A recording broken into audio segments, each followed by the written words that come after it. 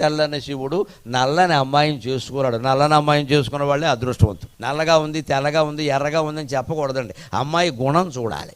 అమ్మాయి గుణం చూడాలి. పూర్వకాలం గుణాన్ని చూసేవారు. నలుపు, తెలుపు, ఎరుపు పట్టించుకునేవాడు.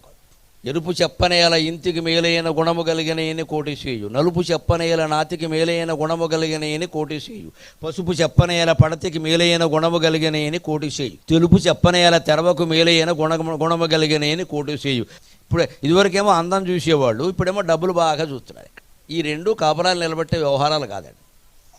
అందాలు ఎప్పుడు ఆరోగ్యంగా ఉండడం సాధ్యం కాదండి. అనేక రకాల విషయాలు వస్తాయి. అదే గుణం మీద ఆధారపడితే శివపార్వతుల దాంపత్యంలాగే నూరేళ్ళు హాయిగా ఉంటారు దంపతులు ఎవరైనా సరే, గుణం మీద ఆధారపడితే. ఆ గుణం ఏమిటి అనేది మనం 6 నెలలు కాదు 6 ఏళ్ళు పరిశీలన చేసినా పర్వాలేదు. వివాహం ఆలస్యమైన మంచి సంబంధమే వెతకాలి ఖచ్చితంగా. తొందరపడ్డం పనికిరాదు వివాహం విషయంలో.